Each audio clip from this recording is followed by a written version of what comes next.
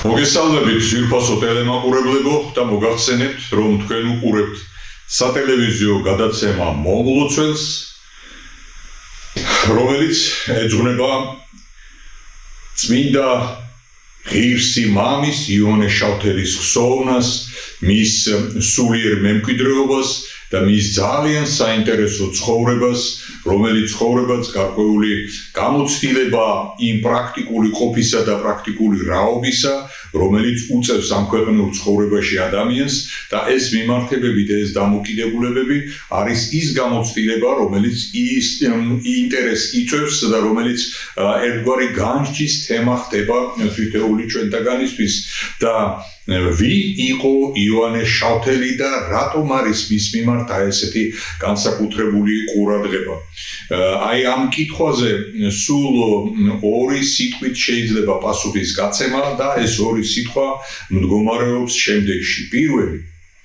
იონე შავთელი გარდაცვალებისთანავე წმინდანად იქნა შერაცხული. ეს არც თუ ისე ხშირად ხდება, რომ ესეთ პისიერად გარდაცვალებისთანავე წმინდანად იქნას წაღერებული და შერაცხული უფლის წინაშე და ეს პატივი, როგორც იტყვიან, მიიღო იონე შავთელმა. და მეორე და ასევე ძალიან მნიშვნელოვანი, იონე შავთელი არის შესული ვეფხის ტყაოსანში. და ვეფხის ტყაოსანში პირდაპირ იხსენიება იონე შავთელი და ჩვენ დაუბრუნდებით იმ სტროფს და იმ მოხსენიების იმ ადგილს, სადაც იონე შავთელზე ლაპარაკობს შოთა რუსთაველი, მაგრამ თვითონ ვეფხის ტყაოსანზე მინდა ვთქვა შემდეგი, რომ ეს არა მხოლოდ წიგნია, თქვენ კარგად მოგეხსენებათ და ეს არა მხოლოდ ლიტერატურული ძეგლია ვეფხის ტყაოსანი, ეს ერთგვარი შინაგანი სულიერი კონსტიტუცია გახლავთ ჩვენი ქართველი ერისა და ჩვენი ყოფიერებისა და აი ამ კონსტიტუციაშია ჩაწერილი, აი ამ ქართულ რაობაშია ჩაწერილი იონე შავთელი და სწორედაც აი ესეთი მაღალი განზომილების, აი ესეთი დიდი საერო მნიშვნელობის მქონე წიგნში შესვლა თავისთავად შემთხვევითი ფაქტი არ არის. და დაუბრუნდეთ შოთა რუსთაველის სიტყვებს, მე საგანგებოდ ამოვიწერე ეს სიტყვები იმისთვის, რომ ზუსტად ტექსტობრივად ზუსტად შეგახსენოთ. შოთა რუსთაველი ბრძანებს, ამირან დარე ჯანისძე მოსეს უქია ხონელსა, აბდულმესიე შავთელსა, ლექსიმას უქეს რომელსა, დილარგეთ სარგისთ მოგველსა, მას ენა დაუშრეტელსა, დაუშრომელსა, ტარიელ მისსა რუსთველსა, მისთვის ცრემლ შეუშრობელსა. აი აქ ჩამოთვლილი არის ის პოეზიის ის თვალსაჩინო წარმომადგენლები და ქართული სიბრძნისა და ქართული მეტყველების ის თვალსაჩინო წარმომადგენლები, რომლებიც თანადროულები იყვნენ შოთა რუსთაველისთვის და რომლებიც გარკვეულ წილად იყვნენ ის ლიტერატურული და სააზროვნო კულტურის მქონე ხალხი, რომელიც ანგარიშგასაწევები იყვნენ და გახდნენ შოთა რუსთაველისთვის და მოიხსენიებს კიდევაც რუსთაველი თავის ვეფხის ტყაოსანში და უნდა გითხრათ, რომ ვეფხის ტყაოსანი სწორედ ამით მთავრდება, ანუ დასკვნით თავში არის მოხსენიება და ესეც ამ ადგილის საკითხიც ერთგვარი საინტერესო მომენტია, რომ მთელი ეს ვეფხის ტყაოსანის ეპოპეა წარმართულია და აი ეს იდეა და ეს წარმოჩინება აი ამ დიდებულებისა, ქართული სიტყვის დიდებულებისა მთავრდება აი ამ ხალხის მოხსენიებით, რომელიც აქ იყო წაკითხული და მითითებული და აქ ჩვენთვის საინტერესო იონე შავთელს უბრუნდებით, რომელიც მოხსენიებული არის მისი ლიტერატურული ნაწარმოების მიხედვით, რომ აბდულმესიე შავთელს უქია. აბდულმესიე არის ძირითადი მთავარი ლიტერატურული ნაწარმოები იონე შავთელისა და თვითონ იონე შავთელის რაობას განმარტავს შოთა რუსთაველი ლექსი მას უქეს რომელსა. აი საკები ლექსი აქვს შავთელს და ლექსი რომელსაც უქეს, აი ეს ის შავთელია, რომელსაც ლექსი უქეს. და თუ გავითვალისწინებთ იმას, რომ ამას ამბობს შოთა რუსთაველი, რომელიც ლექსის მქებელიც არის, ლექსის ავტორიც არის და ლექსის როგორც იყვიან, ცას მიწვდენილი ტალანტია და აი ასეთი ტალანტი აღიარებს შავთელს და ესეთი ტალანტი მიაგებს შავთელს სათანადო პატივს და აი შავთელის რაობის მისი სიდიადის მნიშვნელობა ამითაც განისაზღვრება და ამითაც სათანადოდ შეიძლება იქნას წარმოჩენილი. ვინ იყო შავთელი აი ეს ბიოგრაფიულ მომენტებთან დაკავშირებით, უნდა ვიგულისხმოთ შემდეგი, რომ შავთელი მისი წარმომავლობითი სახელია და როგორც მეცნიერები ამბობენ, შავთა არის სოფელი, დღესაც არის სოფელი თრიალეთში, კერძოდ წალკის აღმოსავლეთით, თრიალეთის ქედზე, აღმოსავლეთის ფერდობზეა ეს სოფელი და სწორედაც აი ამ სოფლიდან იწყება ჩვენთვის კარგად ცნობილი მდინარე ვერე, რომელიც ჩამოედინება თბილისში და აი ამ მდინარე ვერეს სათავეში არის ეს სოფელი და ვარაუდობენ, რომ ამ სოფლიდან იყო, შავთიდან იყო იოანე და ამის გამო ატარებს აი თავისი მშობლიური სოფლის სახელდებას და შავთელად იწოდება. არსებობს მეორე ვერსიაც, რომ შავთელი გახლდათ შავშეთიდან. შავშეთი მოგეხსენებათ მესხეთის ესეთი განუყოფელი ნაწილია, შავშეთი ისტორიული ნაწილია მესხეთისა და იგი შავშეთიდან გახლდათ.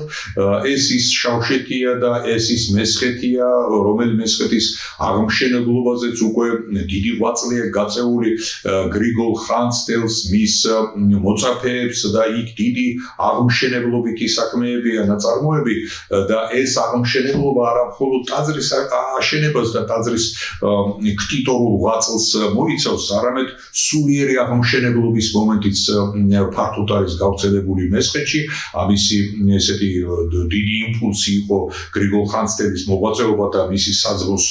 სულიერი ღვაწლი მესხეთში და შავშეთი სწორედაც ამ ღვაწლის ერთ-ერთი ასპარეზი გახლავთ და ნაწილი გახლავთ ამ ყველაფრისა და აი ასეთი ღვაწლი და ესეთი მაღალი სულიერების მქონე მესხეთიდან და კონკრეტულ შემთხვევაში შავშეთიდან გახლდათ იოანე შავთელი და შესაბამისად იოანე შავთელი ატარებს აი წარმომავლობის სახელს, თავისი წარმომავლობის სახელს, რომელიც აი ისტორიული შავშეთთან არის წინდაყარი და ეს ეუფონიურად შეიძლება არაზუსტად ისმის, მაგრამ შავშეთელი სწორედაც შავთელად არის წარმოდგენილი და აი ასე ხსნიან მეცნიერები. თვითონ აი ეს წარმომავლობის ორი ადგილი, ანუ ორი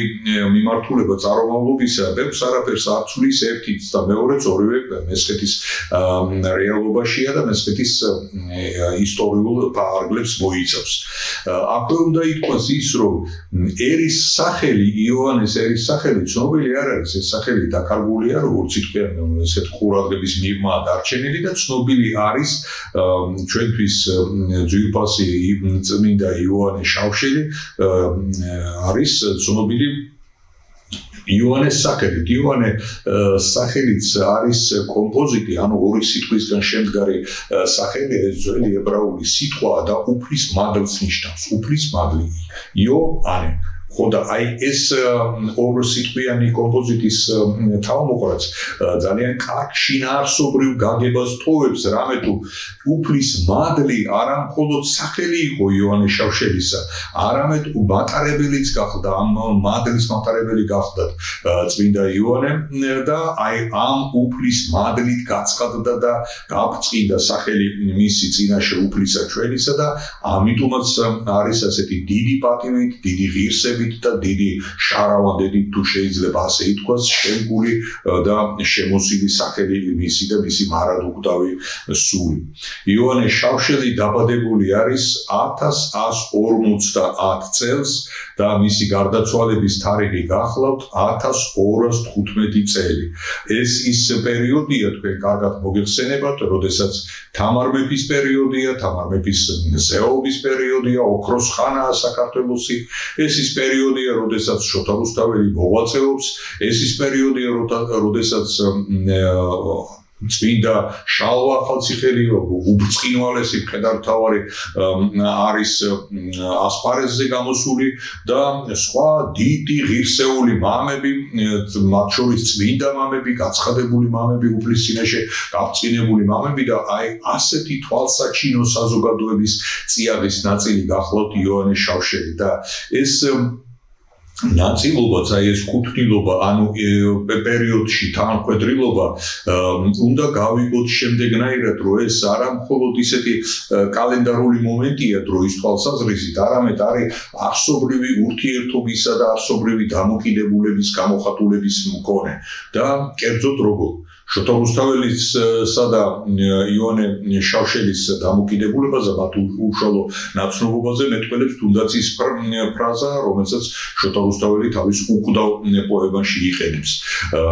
შემდეგ შეიძლება ლაპარაკი იმაზე, რომ შალვა ახალციხელი არა მხოლოდ მხედართმთავარი გახდა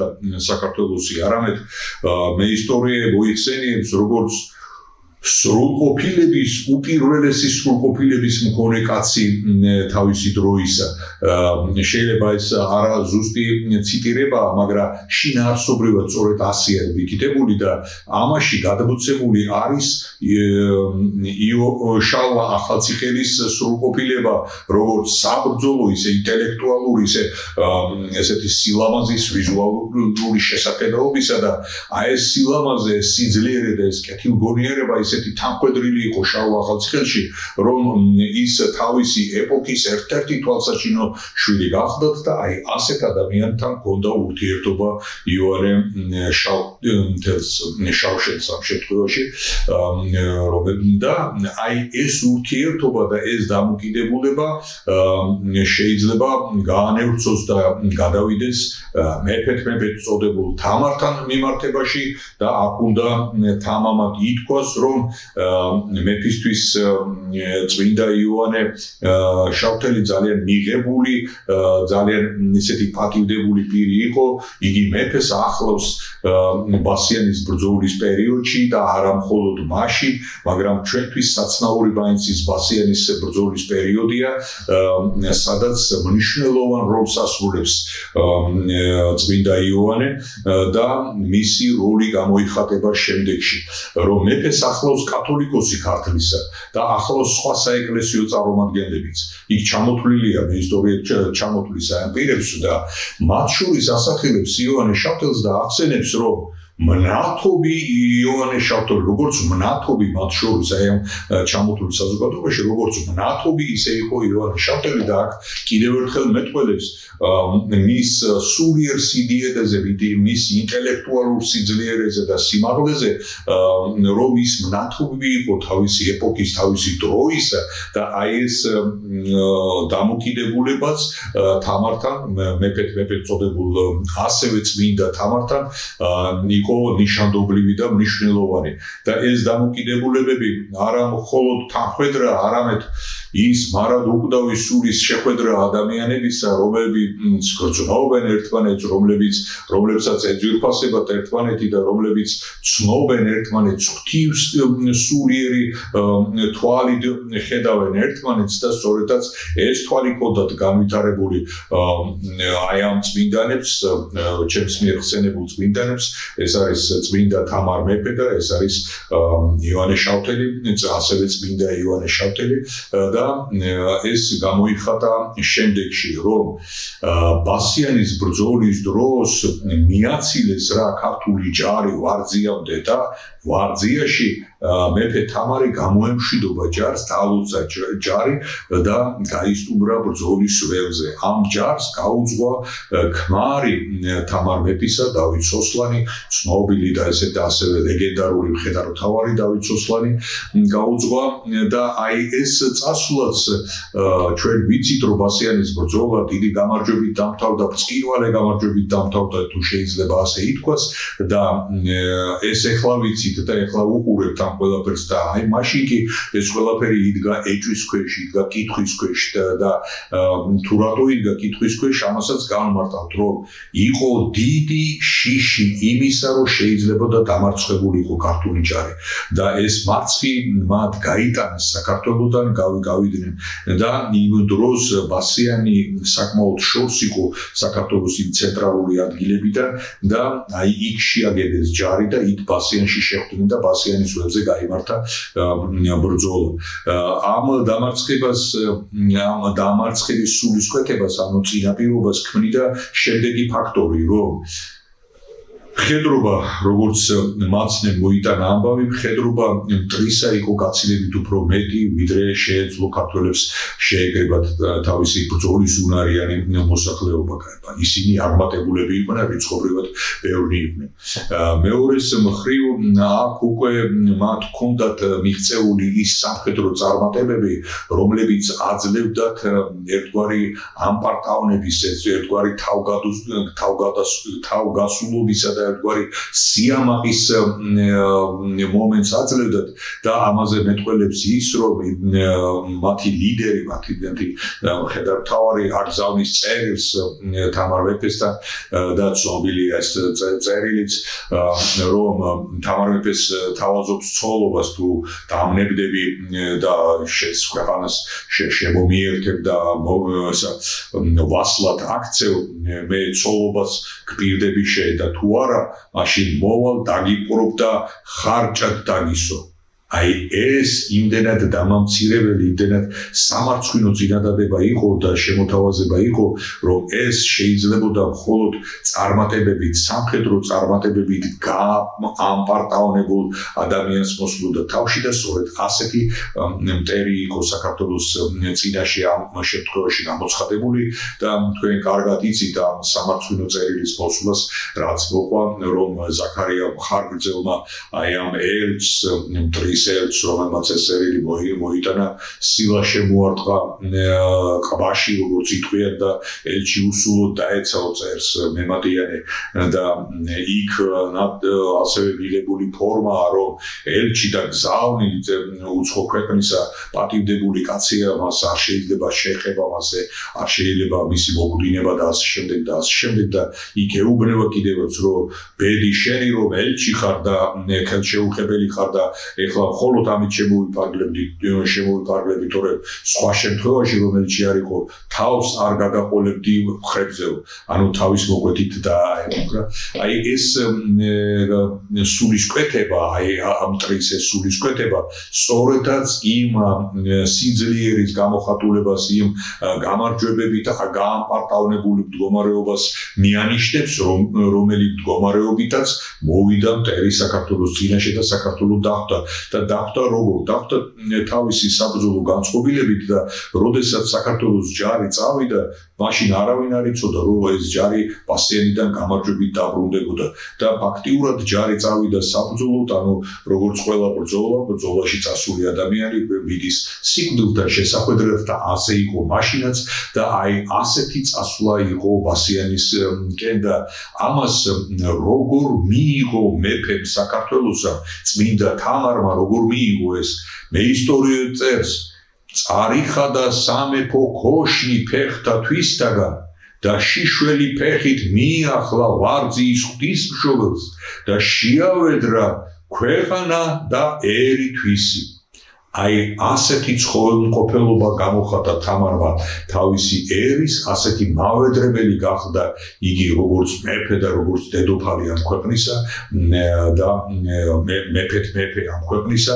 და აი ამ მავედრებელმა სულმა შტაბერა სწორედაც ის მხნეობა და მოიგო ის შემწეობა უფლისა ჩვენისა, რომელი შემწეობაც ყველა გამარჯვებას სჭირდება და ჩვენ უნდა ვიცოდეთ, რომ უფლის გარეშე არ არსებობს არაფერი და მათ შორის არ არსებობს გამარჯვება უფლის გარეშე და უფლის დაშვებით, უფლის შეწევნით მოდის ეს გამარჯვებაც და ბასიანის გამარჯვებაში თუ ერია უფლის ხელი და რა თქმა უნდა ერია უფლის ხელი, ეს არ ყოფილა თამარის ვედრების გარეშე, თამარის უფალზე სასუებელი მისი ქვეყნის უპირველესი პირის უფალზე სასუეებლობის გარეშე და აი ეს სასუება, ეს მავედრებელი სული თამარისა იყო განმაპირობებელი ყველაფერი ამისა და ეს რომ იყო რეალობა და აი რომ დუხდა ასეთი სულისკვეთება წმინდა იოანესთვის, რომელიც ჩვენი საპროგრამო ნაწილია დღევანდელი ჩვენი გადაცემისა, იოანე იყო როგორც იტყვიან ეპიცენტრში ყველაფერი ამისა და თანამონაწილე იყო ყველაფერი ამისა და იოანე არა მარტო ხედავდა, არამედ მონაწილეობდა იმ ლოცვითი მსახურებებში, იმ სავედრებელში, რომელიც ვარძიაში აღესრულებოდა და ვარძიიდან ილოცვიდნენ ქართველები,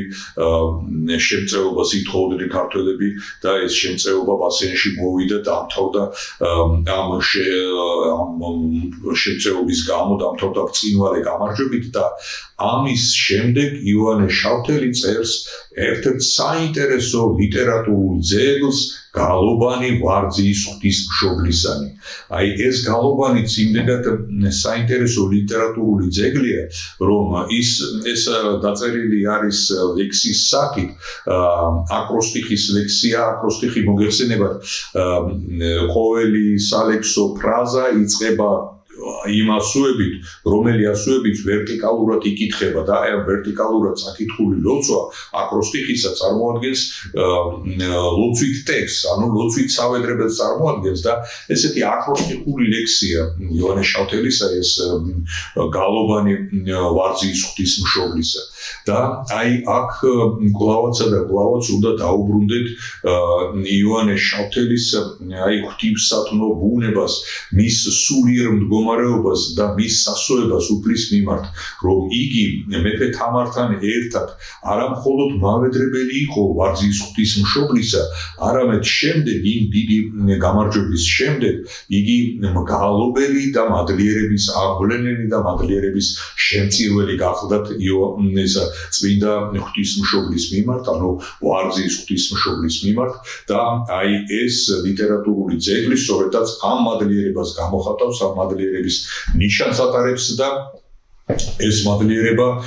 დარჩა როგორც ძეგლი ლიტერატურისა, როგორც ნიმუში იმდროინდელი სალექსო წყობისა და იგი დღესაც გამოიყენება და დღესაც ერთ-ერთი ჰიმნოგრაფიულ ნაწარმოებს წარმოადგენს ქართულ ლიტერატურაში, რომლებიც ჰიმნოგრაფიის ერთ-ერთ კლასიკად არის აღიარებული. მინდა დაუბრუნდეთ თვითონ ვარძიის ღვთისმშობლის ხატს, როგორც ფენომენს და აი აქ ვიგუმანოთ იოანე შავთელის ის სულიერი მეობა, რომელიც აი ამ ხატის მიმართ იქნა გამოვლენილი და გამოხატული. ღვთისმშობელი, რა თქმა უნდა, ღვთისმშობელი ერთი სუბიექტია, ერთი პერსონა ღვთისმშობლისა, მაგრამ ამ ერთი პერსონის სახელზე არსებობს მრავალი ხატი, ღვთისმშობლის მრავალი ხატი. შეიძლება აქედან რამოდენიმე ხატის დასახელება, თუნდაც ჩვენი ივერიის ღვთისმშობლის ხატი, საყოველთაოდ ცნობილი ხატი, ასევე ძალიან ცნობილია ბიჭვიტის ღვთისმშობლის ხატი, დიდი მადლმოსილების ხატი ბიჭვიტის ღვთისმშობლისა, სადაც ღვთისმშობელი ფეხზე წამომდგარი არის გამოსახული და ისეთი ძალიან შთამბეჭდავია, რომ სრულყოფილად არის ასახული ღვთისმშობელი ამ თავისი სიდიადით, თავისი ფეხზე დგომით არის ასახული და მას ღრმა უჭირავს ხელში და ეს ღრმა არის უფალი ჩვენი იესო ქრისტე, მაცხოვარი და შემწე ყოვლისა და ყველაფრისა და აი ასეთი სრულყოფილებით არის ბიჭვინთის ღვთისმშობლის ხატი, რომელიც როგორც უკვე ვახსენეთ, დიდი მადლმოსილების მქონე ხატია და ეს ხატი დღეს ლტოლვილობაშია, თუ შეიძლება ასე ითქვას, იგი საქართველოს ოქროს ფონდში არის დაცული და იქ ინახება. ბიჭვინთაში ის ტაძარი, როგორც იტყვიან, ქართველების გარეშეა დარჩენილი და მაინც და მაინც საეკლესიო ლოცვით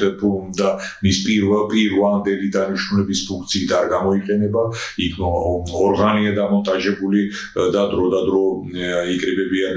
და მუსიკალურ კონცერტებს მართავენ და ასე შემდეგ, რაც გულდასაწყვეტი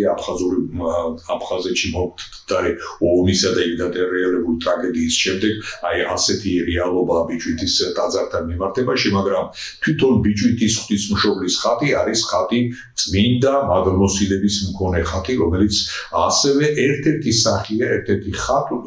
სახატე გამოსახულებაა და სახატე გამოვლინებაა ყოველ წმინდა ღვთისმშობლისა და აი ასეთ კატეგორიაში შეიძლება მოიხსენიოთ ყაზანის ღვთისმშობლის ხატი, რომელიც თქვენ იცით, სასწავლო მოქმედი ხატია, ეს მოსკოვზე რო შემოატარეს და ფაშისტური გერმანიის ჯარი უძლური გახდა და ვერ აიღო მოსკოვი და ეს შემწეობა იყო პირდაპირ აი ამ ხატის ცხოველმყოფელობის გამოხატულება იყო ყაზანის ღვთისმშობლის ხატს და უკავშირდა პირდაპირ ეს მოვლენები და ამაზე აღარ განვევრცობი ცნობილი ისტორიაა ეს, ანუ ჩვენ დროსთან ახლოს მომხდარი სასწაულია და შესაბამისად კარგად არის ეს აღწერილი წერილობითაც და შეიძლება ამას გაეცნოთ და უბრუნდებით ვარძიის ღვთისმშობელს, სადაც ღვთისმშობელი მავედრებელ მდგომარეობაშია, იგი წინ არის დახრილი, როგორც მავედრებისთვის დამახასიათებელი პოზა, ორივე ხელი აპყრობილი აქვს მავედრებლის, ასევე უფალძებს ასუებელი ბლის გამომხატველი მდგომარეობით და აი ამ ორივე აპყრობილი ხელით ევედრება უფალს ჩვენსას. ვარძიის ღვთისმშობლის ხატი თავისთავად ძალიან საინტერესო ისტორიის მქონე ხატი, არა მარტო მადლმოსილებით და არა მხოლოდ ესეთი სულიერი დატვირთვით, არამედ ისტორიითაც, პრაქტიკული ისტორიითაც ძალიან საინტერესო ხატია და კერძოდ და იმ შემდეგ უკვე მე-15-16 საუკუნეში, როდესაც ვარძია აღებული იქნა მტრისგან, აქ თურქ-სელჯუკები შემოვიდნენ და დაარბიეს ვარძია და ასე შემდეგ, ვარძიის ღვთისმშობლის ხატი ბერებმა განარიდეს და გაიტანეს ვარძიიდან და გადაიტანეს უსაფრთხო ადგილზე, თუ შეიძლება ასე ითქვას, ლიხის ქედზე გადავიდნენ იმიერ საქართველოში და აი იქ დაავანეს და იმ სოფელს ეწოდა ვარძია, სადაც ეს ხატი იქნა გადაბრძანებული და მათ შორის ის მოსახლეობაც, ვარძიის მოსახლეობაც გადავიდა საცხოვრებლად იქ. დღესაც არსებობს სოფელი ვარძია იბერეთში, ხარაგაულის ესეთი მუნიციპალიტეტის ტერიტორიაზე არსებული სოფელია და სოფელ ვარძიაში ცხოვრობენ უბედეს შემთხვევაში ცხოვრობენ სწორედ იმ გვარის წარმომადგენლები, რომლებიც მესხური საგვარეულოს წარმოადგენენ, ისტორიულ საგვარეულოებს წარმოადგენენ და ის ხალხი არიან გადასული და ისინი ცხოვრობენ ვარძიაში და ის ამ ხალხთან ერთად იყო ვარძიის ღვთისმშობლის ხატიც, რომელიც ხატიც შემდეგ კომუნისტური რეჟიმის პერიოდში და იმ განუკითხაობის და ათეისტური რბევების პერიოდში ამ სოფლიდან გადმოაბრძანეს თბილისში და ეს ვარძიის ღვთისმშობლის ხატიც დაცულია დღეს საქართველოს სახელმწიფო მუზეუმის ოქროს ფონდში და აი ეს ცხოველმყოფელი ხატი ვარძიის ღვთისმშობლისა იმდენად საინტერესოა, იმდენად დიდი მადლმოსილების ხატია, რომ აი ამას ცალკე საგალობელი შეუქმნა იოანე შავთელმა და ამ საგალობელს სწორედ ასე ქვია, რომელიც უკვე ვახსენე და კვლავაც გავიმეორებ, გალობანი ვარძიის ღვთისმშობლისანი და აი ეს სვლა ვარძიის ღვთისმშობლის ხატის ეს სვლა შემდეგ განვითარებული მოვლენებია, მაგრამ თვითონ იმ ხატის სულიერი მდგომარეობა და იმ ხატის სულიერი მეოხება ქართულ ერზე გამოვლენილია იმ სიცხადითა და იმ ცხოველმყოფელობით, რომელმაც ცხოველმყოფელობაც აი მადლიერების ასეთი განწყობილება წარმოშვა და ასეთი განწყობილება გამოიწვია. აქვე უნდა ითქვას, რომ ჩვენ უფალს ვევედრებით არა მხოლოდ კონკრეტული საქმეების გამო, არამედ ვევედრებით მადლიერების გამო, აი მადლიერებაც ვედრების ერთ-ერთი ფორმაა, მადლიერებაც ერთ-ერთი ღვთისმსათნო გრძნობა და მე ვიტყოდი ერთ-ერთი კი არა, ერთ-ერთი უმნიშვნელოვანესი ღვთისმსათნო გრძნობა, არამედ თუ როგორც წმინდა მამები ამბობენ, იქ სადაც არ არის მადლიერება, არ არის მადლი უფლისა ჩვენისა და აი ეს მადლიერების გამწვავა, მადლიერების არსებობა იმდენად საჭიროა უფლის მადლისთვის და უფლის მადლის გავწვევისთვის და მისი ცხოველმყოფელობისთვის, რომ თითოეული ჩვენთაგანი უნდა ვცდილობდეთ, რომ არა მხოლოდ შეწევნას, არამედ პირდაპირ მნიშვნელობით უფლის ვედრებას და მის დახმარებას ვითხოვდეთ, არამედ უნდა ვითხოვდეთ და გამოხატავდეთ მადლიერებას და ეს მადლიერება არანაკლებ ცხოველმყოფელი არის იმ შეწევნისა. აქვე მინდა ჩვენი თანამედროვე წმინდანის საყოველთაო ცნობილი გაბრიელ ბერის სიტყვები შეგახსენოთ, რომ უფალს უთხარით მადლობა იმისთვის, რაც გაქვთ და ამ მადლიერების წილად უფალი მოგაგებს იმას, რაც თქვენ გჭირდებათ. აი, როგორი ესეთი ურთიერთმიმართება მადლიერებისა და აი მადლიერების კულტურის როგორ მაღალ ცხოველმყოფელობას უსვამს ხალხს წმინდა გაბრიელ ბერი, ჩვენთვის ძვირფასი წმინდა გაბრიელ ბერი და აქაც იოანე შავთელთან მიმართებაში სწორედაც აი ეს მადლიერება, ეს სულიერი ღვაწლი და მადლიერების ეს სულიერი ღვაწლია წარმოჩენილი და გამოხატული აი ამ გალობანში, რომელიც ვარძიის ღვთის მშობელს ეძღვნება. ვარძიიდან წამოსული შავთელი მოძრაობს რა მთელ საქართველოში და მოილოცავს არაერთ სიწმინდეს საქართველოსაც დაკავშირებული არის გელათის აკადემიასთან, როგორც საგანმანათლებლო ცენტრთან. აქ მიიღო მან განათლება, აქ ეზიარა აზროვნების კულტურას, როგორც საშუალებას და ფორმას, საკუთარი მეობის და საკუთარი ფიქრის გამოხატვისა და სწორედაც აქ მიღებული განათლება გახდა თუ შეიძლება ასე ითქვას საფუძველი იმისა, რომ იოანე შავთელი თავისი დროის ბრწყინვალე ორატორად იქნა აღიარებული და მას არა ერთხელ მოიხსენიებენ წერილობით წყაროებში როგორც ორატორს, თავისი დროის საუკეთესო ორატორს მოიხსენიებენ და ეს ორატორობაც ინტელექტუალური შესაძლებლობებისა და ასეთი საგანმანათლებლო კულტურის გარეშე არ ხდება და ვერ ხდება და ეს არის გელათიდან, გელათის აკადემიიდან დაწყებული ყველაფერი. ეს ვახსენეთ ვარძია, რომელიც ასევე არანაკლები სულიერების ცენტრი გახლდათ და აი ეს დამოკიდებულებაც იოანე შავთელს აძლევდა საშუალებას იმისა, რომ ესეთი მაღალი სააზროვნო კულტურის მატარებელი ყოფილიყო. იგი ასევე ხსენებულია ფილოსოფოსად. ფილოსოფია ზოგადად მოგეხსენებათ ძველი ბერძნული სიტყვა და ნიშნავს სიბრძნის სიყვარულს. სიყვარულს გამოხატავს სიბრძნისას და აი ეს გამოხატულება სიბრძნის სიყვარული გამოიხატება აი ფილოსოფიურ სწრაფვაში, ფილოსოფიურ აზროვნებაში შავთელისა და აი ეს დამოკიდებულება მოდის წინა პლანზე შავთელთან და აი ასეთი დიდი მოაზროვნე, ასეთი დიდი ორატორი, რომელიც ესეთი ჰიმნოგრაფიული წოდებისა მიხედვით იხსენება ნეტარად და იხსენება ღირსმამად. უნდა განიმარტოს, რომ ნეტარება მისი მდგომარეობის გამოხატულება, ანუ სულიერი მდგომარეობა გამოიხატება აი ამ ნეტარების ეპითეტში, ხოლო როგორც ღირსი მამა წარმოჩენილი არის თავისი ღვაწლით, თავისი სულიერებით, თავისი ინტელექტუალურ, თავისი სამწერლო ღვაწლით, რომ იგი ღირსი მამად არის წოდებული და ღირს მამად არის აღიარებული და სწორედაც აი ამ ღირსებით, აი ამ საქმიანობით, სულიერი ღვაწლით არის ის იმ ნეტარ მდგომარეობაში, რომელი ნეტარი მდგომარეობაც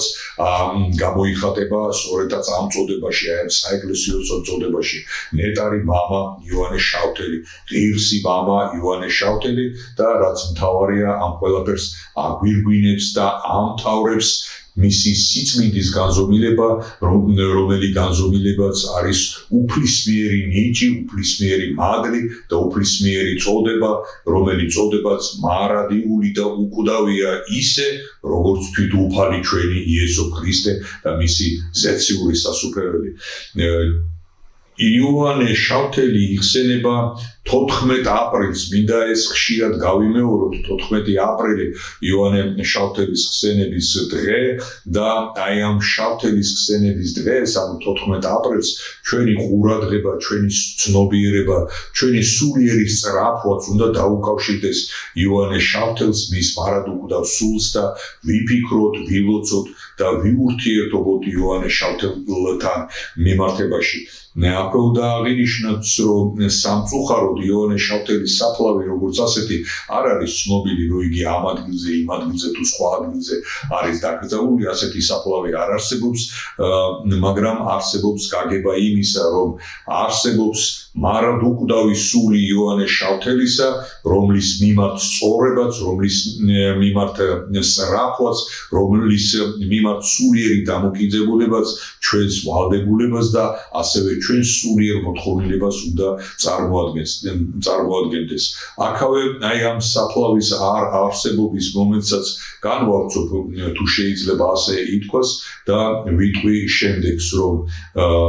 არა მარტო იოანე შავთელის საფლავი არ არსებობს, არამედ მისი დროის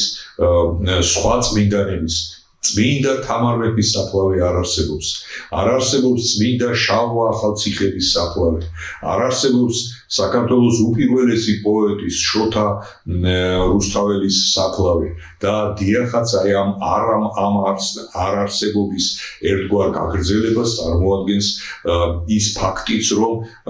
შავთელის საფლავი არ არსებობს, მაგრამ აქვე უნდა ვიგუმანოთ შემდეგი, რომ